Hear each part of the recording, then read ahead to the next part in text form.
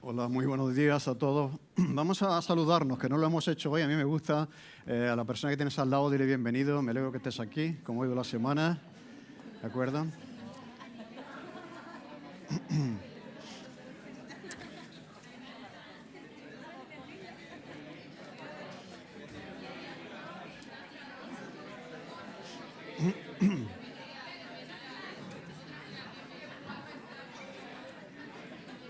Muy bien.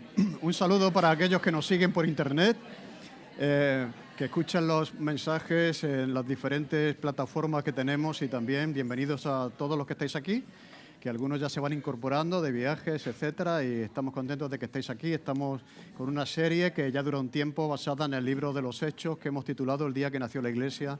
Somos Iglesia, estamos en la Iglesia, y es importante que sepamos lo que la Biblia enseña sobre la Iglesia. ¿Qué mejor que el libro de los Hechos para ver eso, para aprender sobre eso? Decíamos que el apóstol Pablo pasó en Éfeso más tiempo que en ningún otro sitio. ¿Por qué lo hizo? Porque Éfeso iba a ser una plataforma desde donde otras iglesias, prácticamente todas las iglesias de Apocalipsis, se formaron, se abrieron desde la influencia de la iglesia de Éfeso. Por lo tanto, Pablo dedicó mucho tiempo a esa iglesia, donde luego estuvo el apóstol Juan, como un responsable de esa iglesia. Y estuvo como 3 años y pico, y no sabemos todo lo que pasó, pero Lucas, que es el historiador que recoge lo que pasó ahí, pues nos ha dejado cosas que quería que supiésemos. No lo sabemos todo lo que pasó en ese tiempo, en esos años, pero sí que dejó un suceso muy importante que involucró a toda la ciudad. O sea, podemos decir que toda la ciudad actuó en relación a esto, y vamos a ver lo que pasó en ese suceso. Dice, hubo por aquel tiempo, Hechos capítulo 19, versículos 23 al 41, hubo por aquel tiempo un disturbio no pequeño acerca del camino. Decíamos que el camino era el título que se daba a los primeros seguidores de Jesús. Porque un platero llamado Demetrio, que hacía de plata templecillos de Diana, daba no poca ganancia a los artífices, a los cuales, reunidos con los obreros del oficio, dijo, varones, sabéis que de este oficio obtenemos nuestra riqueza. Pero veis y oís que Pablo no solamente en Éfeso, sino que en toda Asia ha apartado a mucha gente con persuasión, diciendo que no son dioses los que se hacen con las manos. Y no solamente hay peligro de que nuestro negocio venga a desacreditarse, sino también que el templo de la gran diosa Diana sea estimado en nada y comience a ser destruida la majestad de aquella quien venera toda Asia y el mundo entero. Cuando oyeron estas cosas se llenaron de ira y gritaron diciendo, grande es Diana de los Efesios. Y la ciudad se llenó de confusión, y aún se lanzaron al teatro arrebatando a Gayo y a Aristarco, macedonios compañeros de Pablo, y queriendo Pablo salir al pueblo, los discípulos no lo dejaron. También algunas de las autoridades de Asia, que eran sus amigos de Pablo, le enviaron rogándole que no se presentase en el teatro. Unos pues gritaban una cosa y otros gritaban otra, porque la concurrencia estaba confusa, y los más no sabían por qué se habían reunido. Y sacaron de entre la multitud a Alejandro, empujándole los judíos. Entonces Alejandro, pedido silencio con la mano, quería hablar en su defensa ante el pueblo. Vamos a ver una imagen del teatro que existe todavía en Éfeso, para que veamos dónde se da este suceso. Está aquí el teatro de Éfeso.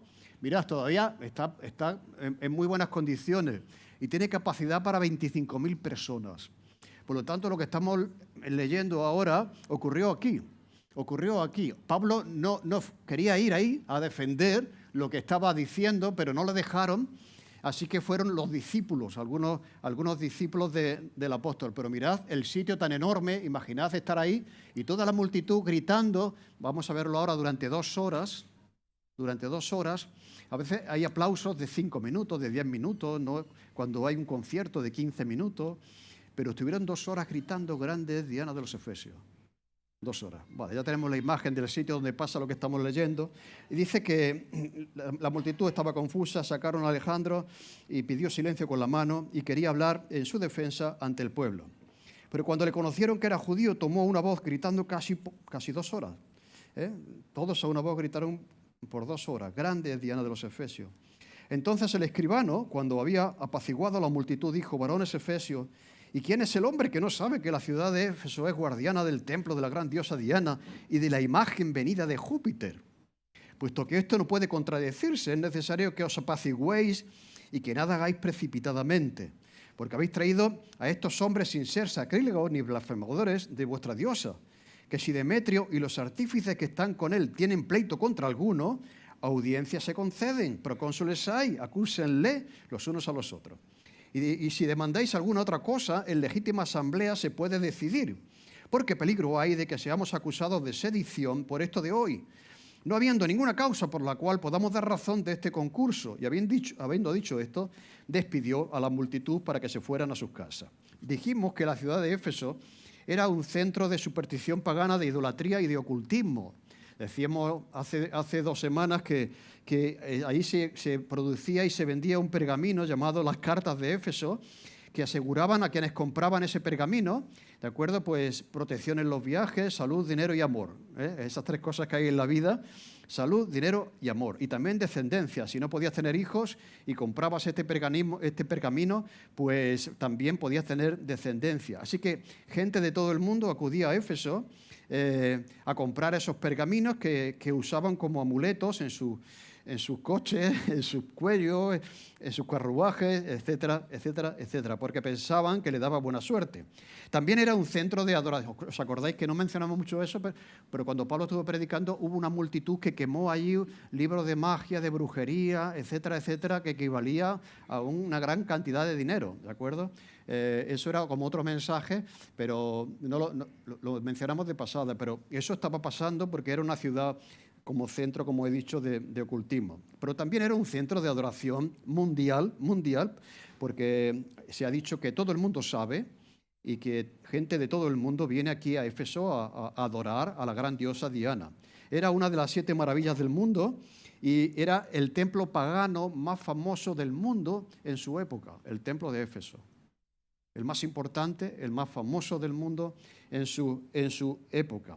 Y la figura de la diosa Diana era, como decíamos, de tez oscura y tenía muchos senos. Vamos a ver en la imagen de esa, es una reproducción, pero vamos a ver cómo era, porque se han encontrado estatuillas cuando se hacen descubrimientos arqueológicos. Pues esta era la diosa a la que veneraban, ¿de acuerdo? Es una reproducción, pero esta es la gran diosa Diana de los efesios. Entonces representaba la fertilidad y decían que había caído del cielo y en realidad fue esculpida de un meteorito que pensaban, como hemos leído, que había venido de Júpiter. El escribano, que era como el responsable político ante Roma de todo lo que pasaba en la ciudad, dijo en el versículo 35, entonces el escribano, cuando había apaciguado la multitud, dijo: varones efesios, ¿y quién es el hombre que no sabe que la ciudad de los efesios es guardiana del templo de la gran diosa Diana y de la imagen venida de Júpiter? ¿De acuerdo? Así que había caído un meteorito, pensaban que venía de Júpiter y esculpieron una imagen a la que todo el mundo venía ahí para adorar. ¿De acuerdo? Así que eso es lo que estaba pasando en la ciudad, entre otras cosas. Y aquí vemos un fenómeno universal. Es el fenómeno de la idolatría. Es el fenómeno de la idolatría. Vamos a intentar responder a 2 preguntas hoy: ¿qué es la idolatría y qué es un ídolo? Mirad, la idolatría es la práctica religiosa que consiste en rendir culto a un ídolo. ¿De acuerdo? O sea, una imagen, un ídolo, pues le rindes culto, le rindes admiración, adoración, en él crees y en él confías y a él le pides, a él te encomiendas, ¿de acuerdo? Eso es la idolatría, es la práctica religiosa en la que se rinde culto a un ídolo. Eso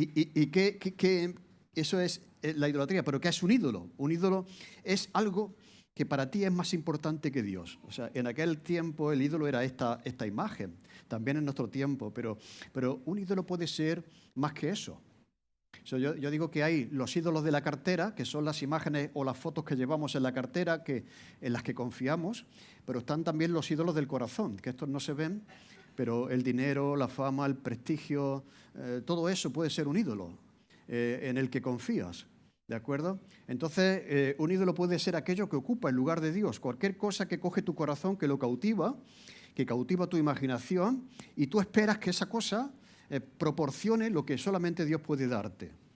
Tú esperas de esa cosa, o de ese ídolo, o de esa imagen, lo que Dios podría darte, pero tú no lo quieres de Dios, sino que lo quieres de esa cosa. ¿De acuerdo? Así que, y entre otras cosas, el ídolo y la idolatría, vamos a ver aquí algunas cosas importantes que se desprenden de este suceso que Lucas quería que nosotros conociésemos. En primer lugar, vemos aquí, el tema de la idolatría es muy amplio, pero vamos a ceñirnos al texto y lo primero que vemos es que la idolatría genera grandes beneficios. Allí donde se da, siempre genera beneficio. Dice que hubo en aquel tiempo un disturbio no pequeño acerca del camino, porque un platero llamado Demetrio, que hacía de plata templecillos, son imágenes del templo de Diana que vamos a ver. Mira, el templo de Diana era, como decía, una de las maravillas del mundo. Vemos aquí como una foto, ese no, es como un plano en blanco y negro.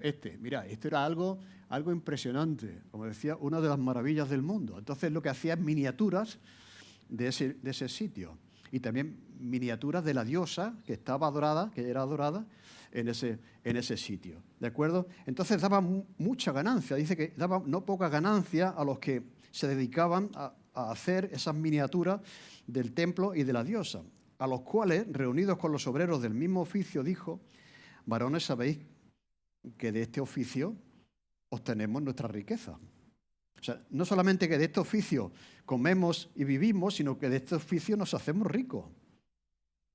¿De acuerdo? Nos dedicamos a esto y de esto nos enriquecemos. Y dice que Lucas que hubo un disturbio, un movimiento de toda la ciudad contra los cristianos que en ese momento se llamaban, como he dicho, los del camino. ¿Por qué? Porque Diana era su diosa y el templo era su orgullo. Era una ciudad famosa en el mundo. Y había todo un gremio, toda una industria que se dedicaba a hacer esto, a fomentar eso y a vivir de eso, ¿no? Imágenes del templo, como he dicho, de la diosa. Además vendían esas cartas de Éfeso que aseguraban salud, dinero y amor y descendencia, etc. Así que toda la gente que iba a esa ciudad, cuando se iba a las tiendas de souvenir que estaban por toda la ciudad, por todas las calles de la ciudad, y compraban por recuerdo de Éfeso. ¿Y qué se llevaban a su casa? Pues una imagen de la diosa y una miniatura del templo. Así que la raíz del problema, del disturbio que aquí se da en esta ciudad, no era religiosa, no era discutir acerca de Jesús ni acerca del cristianismo, era económica, tampoco era doctrinal, era económica. ¿Por qué? Porque la idolatría generaba grandes beneficios en esa ciudad. La idolatría, allí donde se da, siempre genera grandes beneficios y siempre hay alguien que se enriquece con ella. El 31 de octubre, hace pocos días, celebramos el Día de la Reforma, ¿no? Martín Lutero clavó en la puerta de la iglesia 95 tesis. Esas tesis, la mayoría de ellas atacaban la manera en que Roma estaba construyendo la Basílica de San Pedro. O sea, hacía falta dinero y entonces se vendían indulgencias. Las indulgencias eran como un pergamino, es como un documento pequeñito, ¿de acuerdo?, que decía que si tú dabas dinero, en el momento que el dinero cayese en el recipiente, al hacer ese ruido, al caer en el recipiente, un alma de tu familia saldría del infierno. O sea, ¿quién no quería sacar a su familia del infierno? Entonces echaban monedas, cuando sonaba la moneda, tu ser querido salía del infierno. ¿Me entiendes? Entonces, eso era un comercio que Lutero, vio y le indignó tremendamente, ¿de acuerdo? Y otro era la venta de la reliquia. La reliquia era un trozo de la cruz de Cristo, una espina de su todo este tipo de cosas, ¿de acuerdo?, que se le daban más valor a esas cosas que al Jesús que murió en una cruz, ¿de acuerdo? Entonces la gente daba cantidades de dinero, compraba todas estas cuestiones que no tenían fundamento histórico ni nada de eso, ¿okay? Porque de un trozo de madera, ¿cuántos trocitos de madera puedes sacar? Y venderlos como trocitos de la cruz de Cristo, ¿me entendéis, no? Pero eso también es superstición, eso también es idolatría, es dar culto a una astilla de madera, o a un hueso que vete a saber de quién era, pero es el hueso de Pedro, o es el hueso, ¿me entendéis? Este tipo de cosas. Todo eso era un comercio que enriquecía y enriqueció a la iglesia. De hecho, así se construyó la Basílica de San Pedro, a base de las reliquias y de las indulgencias. Así que la idolatría siempre genera grandes beneficios. Pero en segundo lugar, vemos también en este pasaje que la idolatría es irracional. Es irracional. Dice este representante de todos los plateros, podríamos decir que era el presidente de todo el sector. Este Demetrio era el presidente de todo el sector, como hay hoy, el presidente de los, no sé, de los hoteleros, todo eso. Bien, pues este era el presidente del sector. Dice, pero hoy veis que este Pablo, no solamente en Éfeso, sino en toda Asia, ha apartado a mucha gente con persuasión diciendo que no son dioses los que se hacen con las manos. Mirad qué frase, ¿no? No son dioses los que se hacen con las manos.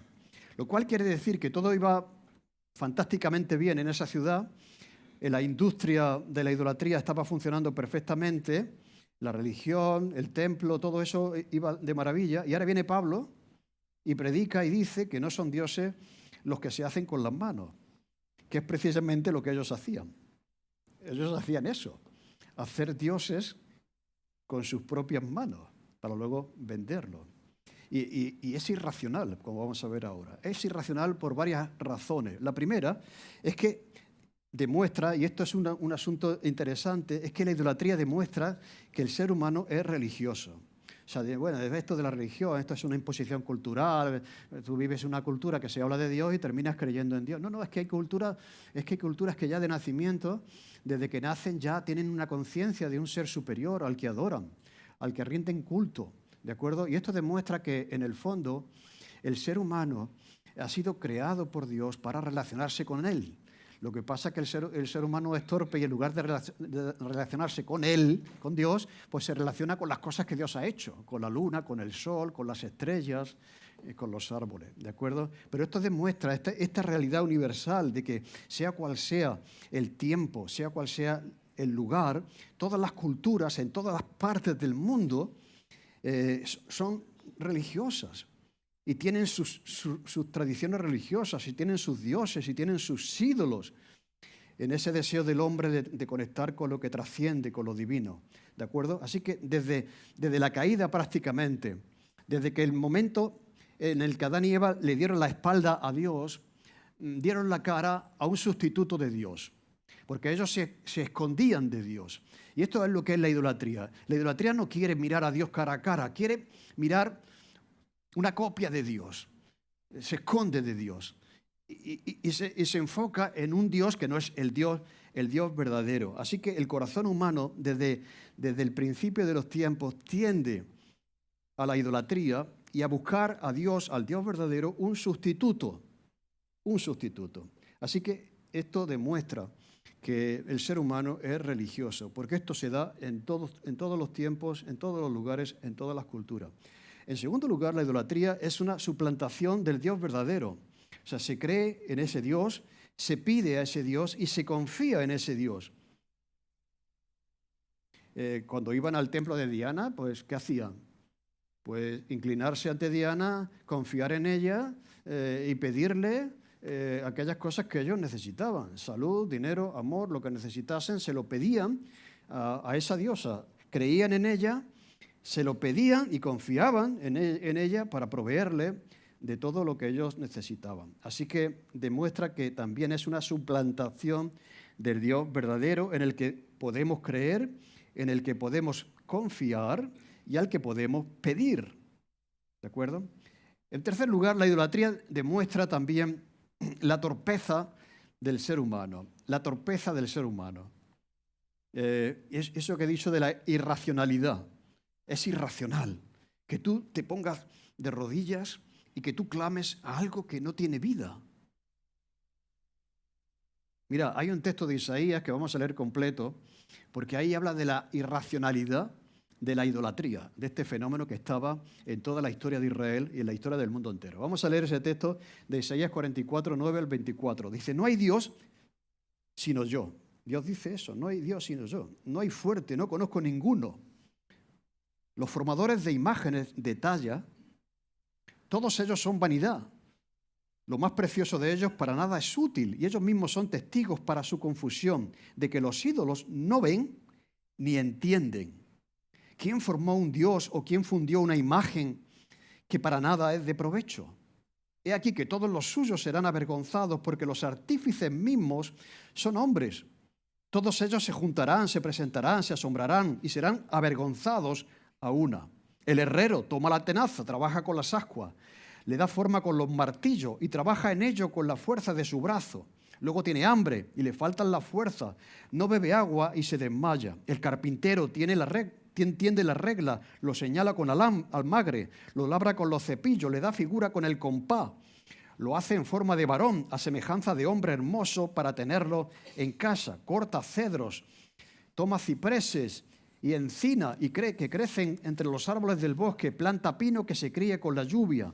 De él se sirve luego el hombre para quemar y toma de ellos para calentarse. Enciende también el horno y cuece panes, hace además un dios y lo adora.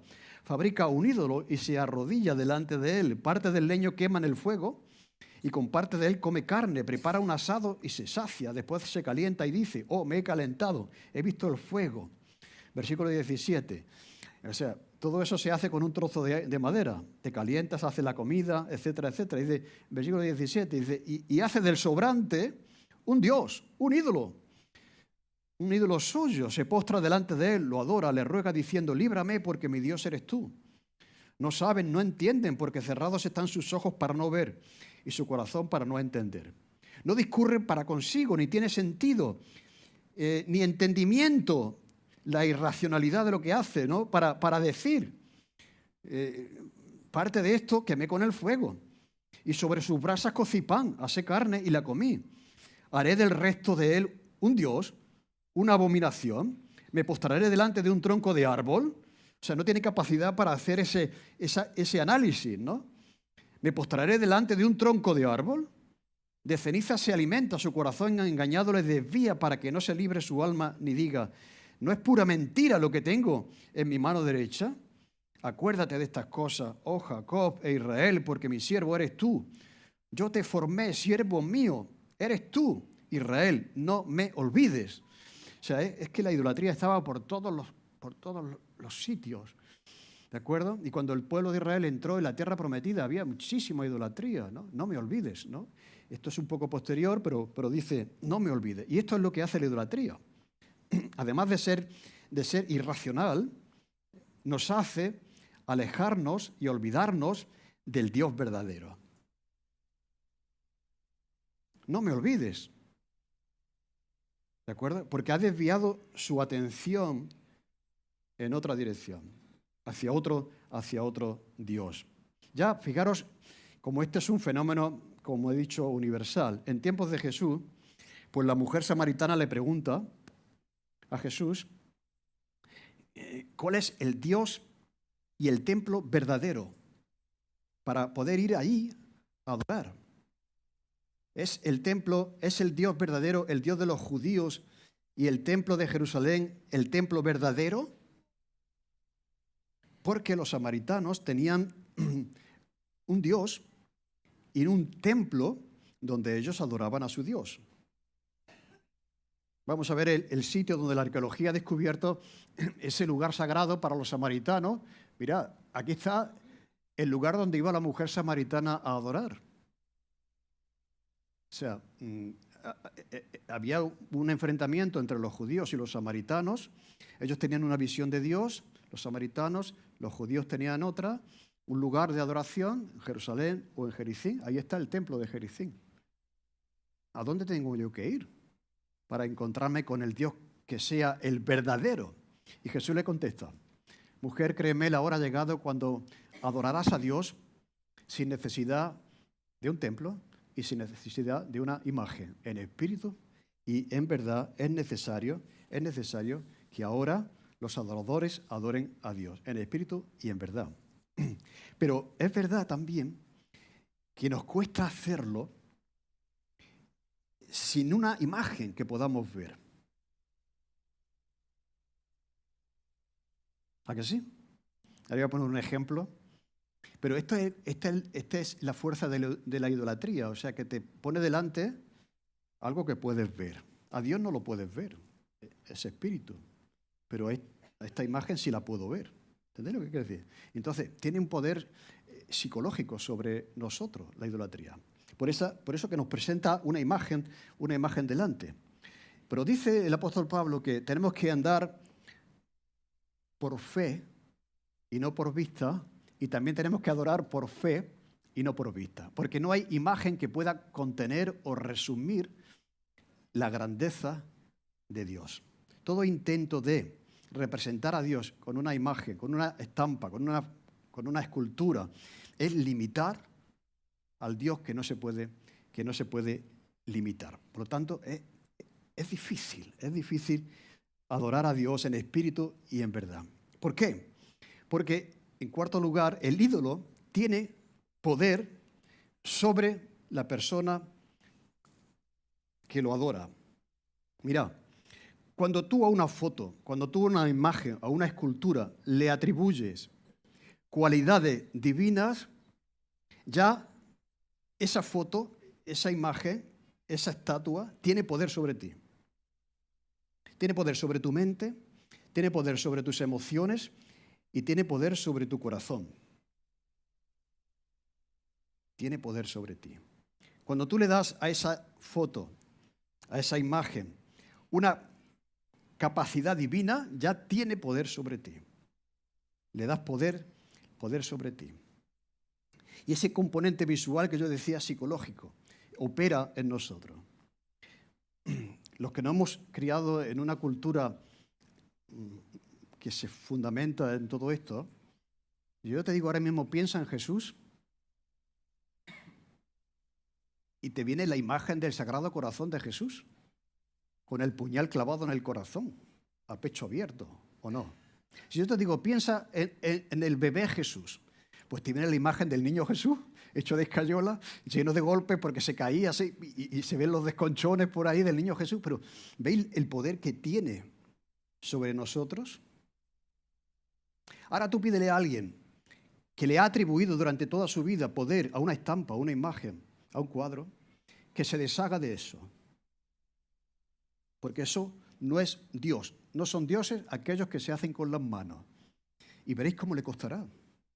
Porque el ídolo tiene poder sobre ti. El ídolo tiene poder sobre ti.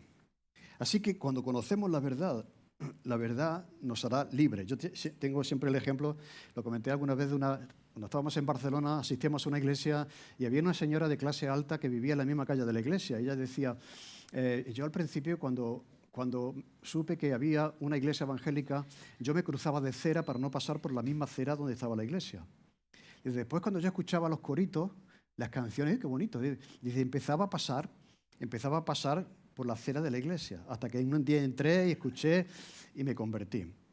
Tenía su casa llena de imágenes de santos y de vírgenes, etcétera, etcétera, de cuadros y tal. Y ella reconocía lo que le costaba desprenderse de algo que había sido para ella un Dios, al que le había confiado, le había pedido, ¿me entendéis? Entonces, es que el ídolo tiene poder sobre ti. Finalmente, tiene poder sobre ti. Así que cuando uno conoce la verdad, te libras de ese poder, ¿de acuerdo? Y que el ídolo tiene sobre ti. El ídolo tiene poder sobre cada uno de nosotros, como tenía poder sobre la gente de Éfeso. Grande es Diana de los Efesios. Decíamos en la predicación sobre Atenas que cuando Pablo se paseaba por Atenas, no solamente vio la idolatría, porque todo estaba lleno de imágenes a los dioses, hasta el Dios no conocido, había una imagen al Dios no conocido. No solamente estaba llena de idolatría, sino bajo la idolatría. Esto es importante. No solamente que está llena de, sino que está bajo el poder, bajo la autoridad de ese dios o de esa diosa. Así que esta diosa tenía autoridad sobre la gente que iba allí para encontrarse con ella. Y finalmente, punto 2.5, la idolatría reduce y limita al Dios verdadero. Reduce y limita al Dios verdadero. Nada puede expresar o contener a Dios y la grandeza suya. ¿De acuerdo? Eso entre otras cosas. En tercer lugar, la idolatría también mueve grandes intereses. La idolatría mueve grandes intereses. decía Demetrio, ya en ese discurso a la multitud, en ese teatro, y no solamente hay peligro de que nuestro negocio venga a desacreditarse, sino también que el templo de la gran diosa Diana sea estimado en nada y comienza a ser destruida la majestad de aquella a quien venera toda Asia, y no solamente Asia, sino el mundo entero, lo cual quiere decir que iba gente de todo el mundo a ese lugar. Y el mundo entero, cuando oyeron estas cosas, se llenaron de ira y gritaron diciendo: grande es Diana de los Efesios. Mira, este hombre era sagaz, este Demetrio, porque él no dice: oye, que se nos acaba el negocio, que mira lo que está diciendo Pablo, que no son dioses aquellos que se hacen con las manos, que es justamente, como decía, lo que ellos hacían, sino que él lo disfraza y lo viste de motivos respetables. En primer lugar dice que este oficio tan respetable, esta artesanía de nuestros padres y nuestros abuelos que hemos seguido, va a desaparecer. Este oficio va a desaparecer y eso es parte de nuestra tradición. Mi tatarabuelo se lo pasó al abuelo, el abuelo a mi padre, y yo se lo tengo que pasar a mis hijos. En primer lugar eso. En segundo lugar, que el templo, ese templo, una maravilla del mundo, va a perder su prestigio, o sea, su influencia en el mundo. Algo que es algo maravilloso, todo el mundo viene, se queda impresionado por la belleza de ese edificio. Ahora va a ser como una tapia ahí, que no tiene ninguna importancia, ningún valor. Y también la diosa Diana, 3 argumentos, su divina majestad, su influencia en el mundo, pues también va a mermar. Así que lo que aquí está pasando es que está disimulando el verdadero interés, que era económico, lo está disfrazando de patriotismo y de celo religioso y de interés por las tradiciones culturales de su ciudad, como la ciudad de Éfeso. Así que la idolatría no solamente sostiene a los gremios, a aquellas personas que hacen los ídolos con sus propias manos, sino que también sostiene a las religiones que la promueven.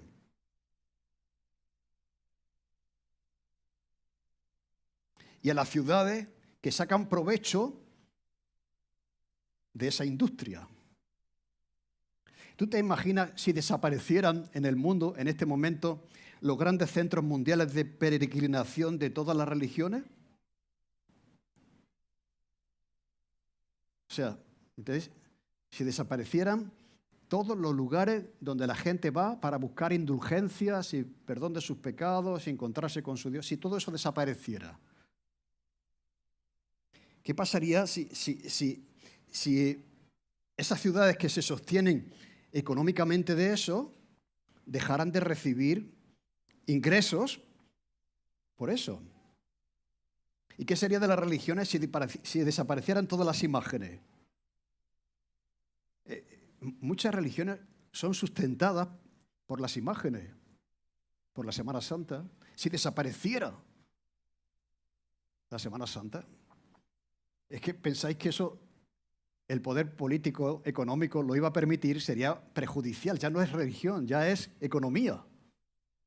Es que eso sostiene la economía de las ciudades y de los gremios, de los hoteleros, de los que se dedican, ¿me entendéis?, a todo eso. Así que esto es también un fenómeno que se da, que genera grandes beneficios. Y Demetrio, posiblemente, como decía antes, el presidente de ese gremio, pues intenta convencer a la multitud, primero a la gente que se dedicaba a eso y luego a toda la multitud, pues del peligro de abandonar la idolatría. Y la reacción fue inmediata. Dice que cuando oyeron estas cosas, se llenaron de ira y gritaron diciendo: grande es Diana de los Efesios.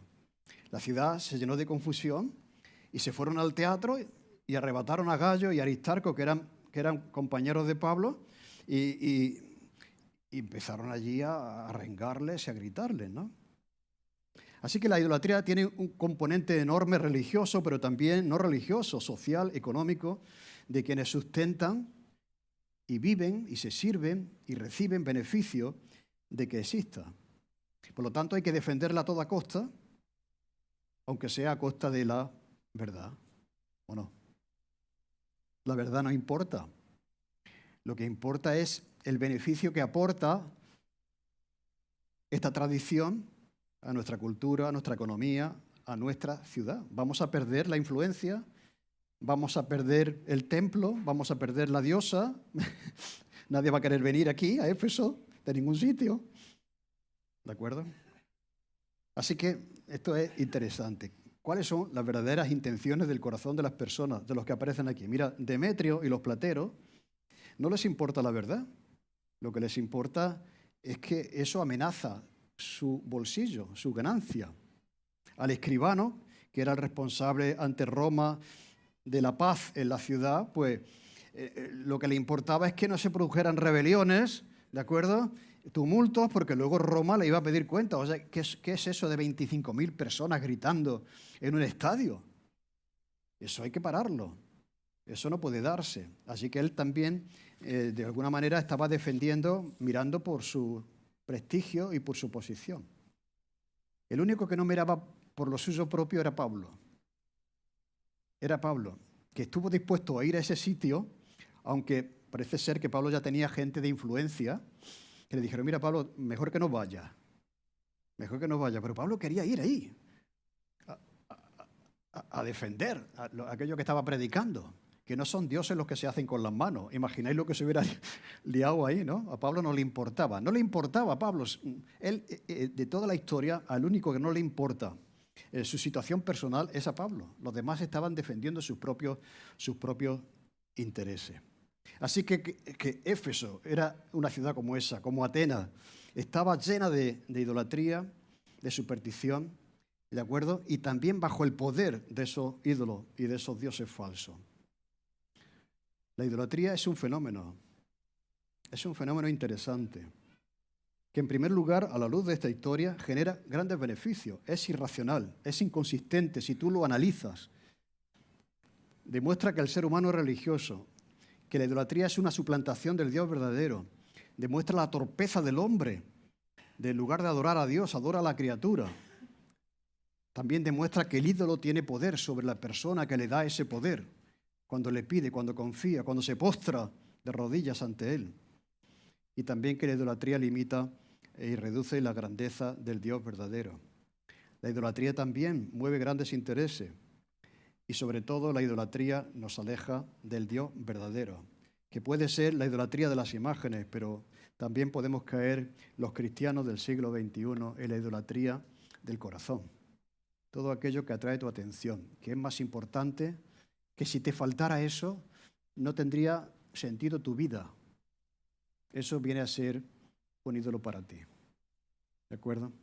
Entonces, cuidado también porque Israel finalmente aprendió la lección y una de las cosas que aprendieron cuando volvieron del exilio es que ya no fueron tras ídolos falsos, como los que Isaías había mencionado, pero sí que existe el peligro en el siglo XXI, como decía, de la idolatría del corazón, que es que haya un sustituto de Dios y que tú esperas de eso, pues lo que Dios solo puede darte. Pero se lo pides a eso, a tu trabajo, a tu posición social, a la fama, a la familia, a tu hijo, a lo que sea. Cualquier cosa puede sustituir a Dios en la vida y en el corazón de un creyente. Por lo tanto, vamos a terminar con el texto famoso de Éxodo, capítulo 20, versículo 1 al 5. Y habló Dios todas estas palabras diciendo, yo soy Jehová, tu Dios, que te saqué de la tierra de Egipto, de casa de servidumbre. No tendrás dioses ajenos delante de mí. No te harás imagen ni ninguna semejanza de lo que esté arriba en el cielo, ni abajo en la tierra, ni las aguas debajo de la tierra, ni te inclinarás a ellas, ni las honrarás, porque yo soy Jehová tu Dios. O sea, ¿más claro? ¿Cuáles son esos dioses ajenos? Ahí podíamos meter muchas cosas. Son aquellos que se hacen con las manos, pero cualquier cosa en tu vida, que como he dicho, que puede ser un sustituto de Dios. Puede ser un Dios ajeno al Dios verdadero. Cualquier cosa que sustituya a Dios es un Dios ajeno en tu corazón. Ni lo que hay arriba, ni lo que hay abajo, ni debajo de la tierra. Eso incluye a todo el universo. No puedes adorar, inclinarte ante eso, hacer imagen de eso. No puedes honrar eso, porque yo soy Dios. Yo soy Jehová, tu Dios.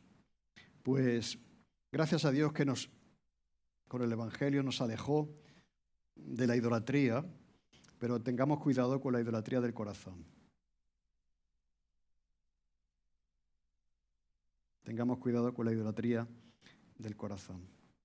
Y si todavía tú no has conocido al Dios verdadero, si todavía los ídolos tienen poder en tu vida, sobre ti, yo creo que el texto de hoy, de este libro, está claro, ¿no? No son dioses aquellos que se hacen con las manos. Porque yo soy Dios, estoy aquí, ¿por qué no crees en mí? ¿Por qué no confías en mí? ¿Por qué no me pides a mí? Y tienes que pedírselo a otro que no soy yo, el sustituto. Así que hay en el corazón humano la tendencia a la idolatría, que no se nos olvide, ¿eh? Y como creyentes también. Nos cuesta mirar a Dios cara a cara. Nos escondemos de Dios y buscamos un sustituto con el que establecemos una relación, pero no queremos con Dios. No queremos estar directamente con Dios. Por lo tanto, la lección es seguir aprendiendo a adorar a Dios en espíritu y en verdad. Amén. Gracias, Señor, por esta palabra de hoy. Vivimos en una cultura sumamente idólatra también, Señor, en un mundo. Pero gracias por el mensaje de salvación del Evangelio. La verdad nos hace libres. Hemos podido conocer al Dios verdadero y a ti queremos adorar y en ti queremos descansar. Te damos gracias, Señor. En el nombre de Jesús. Amén. Muy bien, como venimos haciendo, vamos a tener ahora un momento para presentaros